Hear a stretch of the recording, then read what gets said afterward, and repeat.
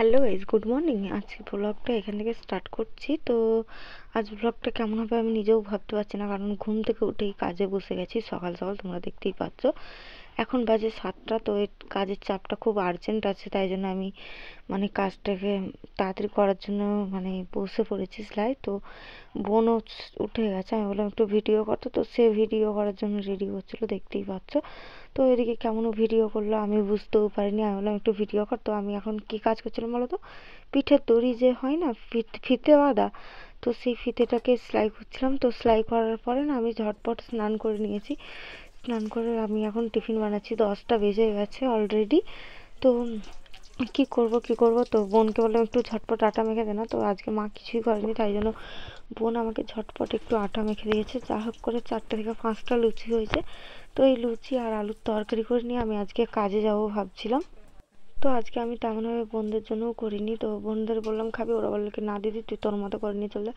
তো আজকে আমি আমার টিফিনটা আমার মতনই করে নিয়ে যাচ্ছি, দেখতেই পাচ্ছ। তো এদিকে ছোটো বোনকে বললাম একটু ক্যামেরা ধর, তো ঝট করে ও আমার ফোনটাকে ধরলো। তো এদিকে আমি কি বলতো, যা হোক করে চুড়িদারটাকে অনেকটা এগিয়ে নিয়েছি, বাড়িতে এসে কমপ্লিট করবো কাজ থেকে এসে।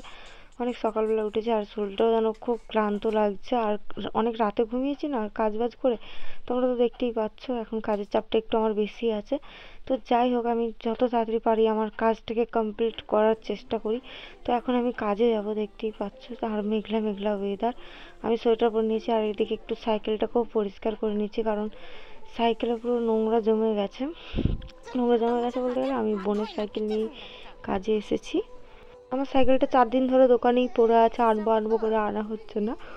তো বোনের সাইকেলটা নিয়ে আর 2 দিন কাজে যাব, আর তারপরে আমার সাইকেলটা নিয়ে আনবো, কারণ টাকাও তো লাগবে না সাইকেলটা সারানোর জন্য। তো আমার সাইকেলের স্পোক ফোক সব ভেঙে গেছে, টাল হয়েছে, ওইগুলো সব কী সব বললো ফ্রি। তো যাই হোক, ওইগুলো হয়ে গেলে আমি সাইকেলটা নিয়ে চলে আসবো। তো আমার সাইকেলটা সারিয়ে নিয়েছে। আর আমি তো আজকে কাজে এসে কি বলতো, আগে সাইকেলটাকে রেখে দিয়েছি। সাইকেলটা আমি বেশিরভাগ দোকানের বাইরেই রাখি। আর কি বলতো, আরেকটা কাজ হলো, আমি এই পার্সেলগুলো যে করি, পার্সেলগুলোর আগে থেকে আমি পাঠিয়ে দিই। আর কি বলতো, কিছু ভুল হলে কাস্টমার আমাকে বলে দিতে পারবে যে এখানে এটা ভুল আছে বা নাম্বার ভুল আছে। তো সেই কারণে আমি পার্সেল করার পরে অ্যাড্রেস শুধু আমি পার্সেলের ফটো পাঠিয়ে দিই কাস্টমারকে। তো বেশি জনকে পাঠায় না, এমনই অবস্থা হয় আমার পার্সেল করার সময়। তো চলো, আমার এদিকে পার্সেল কমপ্লিট হয়ে আসছে, এবার নিচে নামিয়ে দিলাম পার্সেলগুলো। তো এখন আমি একটু যাচ্ছি গড়িয়ায়। তো আমাদের দোকানে পরার মতো একটা জুতো নেই। তো স্যার বললো যে রোজি তুমি যাও গিয়ে কিনে নেবে। তো আমি এদিকে স্যারের একটা ওষুধ ছিল, তো কি একটা ওষুধের নাম বললো, ঠান্ডা লেগেছে। তো সেই ওষুধটাই আমি এখন কিনতে এসেছি, এখান থেকে নিয়ে নেবো অ্যাপেলো থেকে। তো দেখতেই পাচ্ছি এখন ওষুধটাকে আমি নিয়ে আমি জুতো কিনতে যাবো। তো এখন দেখি আমি এখান থেকে ওষুধ নেওয়াতে আমার খুচরো ছিল না, তো ফোনপে থেকে আবার পেমেন্ট করতে হলো। আর ফোনপেতে আবার তেমন কোনো টাকাও ছিল না। তো জুতোর দোকানে এসে জুতোও নিয়ে নিলাম। জুতো নেওয়ার পরে আমি বইয়ের দোকানে আসলাম, বইয়ের দোকানে এসে মার্কারও নিয়ে এখন আমি যাচ্ছি দোকানে। তো আমি দোকানে চলে এসেছি, দেখতেই পাচ্ছি। এসে আমি বসেছিলাম, স্যারকে ওষুধ দিলাম, আমি জুতোগুলো করলাম। তো জুতোগুলো তোমাদেরকে আমি অন্য সময় একবার দেখাবো, আজকের ভিডিওতে আর দেখালাম না। তো প্রচুর ঠান্ডা লাগছিলো, আর আজকে আমি একটা চাদর এনেছিলাম বাড়ি থেকে, দেখতেই পাচ্ছ। আমার খুবই ঠান্ডা লাগছিল, তোমাদেরকে কি বলবো, এত ঠান্ডা, কি বলবো আমাদের দুয়ারে দুয়ারে দার্জিলিং চলে এসছে এমন অবস্থা, এত ঠান্ডা লেগেছে। আমার তো প্রচুর পরিমাণে ঠান্ডা লাগছিল। তো এদিকে কতগুলো আর বসে থাকবো, আমি টিফিন খেয়ে নিলাম। টিফিন খাওয়ার পরে আমার বোতলে জল ছিল না।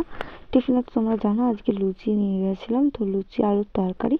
তো লুচি খাওয়ার পরে বোতলে জল ছিল না, এদিকে একটু বোতলে জলও ভরে নিলাম। আর দেখতেই পাচ্ছ আমি এত ঠান্ডা লাগছে গাইস, প্রচুর। আমাদের এবারে কলকাতায় এত ঠান্ডা পড়েছে, এরম ঠান্ডা কিন্তু এর আগে কখনো পড়েনি, এই যা এখন যেগুলো পড়ছে ঠান্ডা। তো দেখতেই পাচ্ছ এই যে দুটো পার্সেল আমি এদিকে কমপ্লিট করে দিয়েছি। কমপ্লিট করার পরে একটা ভিডিও কল ছিল, তো ভিডিও কলে কাস্টমারকে শাড়িগুলো দেখানোর পরে স্যারের শরীরটাও ভালো নেই। স্যার বললো চলো রোজি দোকান বন্ধ করে দেবো, তাড়াতাড়ি আনছি ঠিক আছে। তো তার আগে আমি একটু কফি খেয়ে নিলাম। স্যার বললো রোজি কফি করবে, আমি বললাম ঠিক আছে। তো এদিকে স্যারের জন্য কফি করলাম, আমিও কফি খেলাম ভালো করে মন দিয়ে। তো এখন আমরা বাড়ি চলে যাবো, 7টা বাজে। 7টা বাজেনি, 7টা বাজতে এখনো 10 মিনিট বাকি আছে। তো এদিকে বাইরে বৃষ্টিও পড়ছে, ওয়েদারটা এমন মানে তোমাদেরকে কি বলবো, এই শীতকালে বিকেল থেকে বৃষ্টি নেমে গেছে। তো বৃষ্টির জন্য আমি ভিডিও করতে পারিনি, দেখতে পাচ্ছি। আর এই যে আমার দিদির মেয়ে দুষ্টু আমাকে বকছে কেমন ভাবে, যে হ্যাঁ এইভাবে ভিজে কেউ আসে, এক খুশি মারবো। আমাকে খুব শাসন করছিল আমার। যাই হোক, এটা আমাদের বাড়ির ছোট মা, তো দেখতেই পাচ্ছ কেমন ভাবে শাসন করছে আমাকে। তো আমি এদিকে ড্রেস ফ্রেস ছেড়ে নেবো, আমি পুরোটা ভিজে গেছি। পুরো ভিজে গেছি বলতে চাদরটা ছিল বলে আমি হাফ বেঁচে গেছি। তো দেখতে পাচ্ছি এখন দুষ্টু চলে যাচ্ছে দিদির সাথে, দিদি এসে দুষ্টুকে নিতে। আর ও তো ওকে যখনই ড্রেস পরাক আর জুতো পরাক ও তার আগে মার খাবেই, কারণ ও বেশি একটু ফাজলামি করে। আর এদিকে দেখো না কিরকম মাস্ক পরে টুনটুনি হয়ে গেছে। আর আজকে জানি না কেন জানি না আমার ডান চোখ থেকে প্রচুর পরিমাণে জল বেরোচ্ছে। আর এদিকে সব ওই যে কি একটা ছোট বউ নাকি তারা দেখছে, দেখো সুন্দরী আমার সেরকম। তো ওইদিকে আমি না টায়ার্ড হয়ে গেছি, কি বলবো তোমাদেরকে।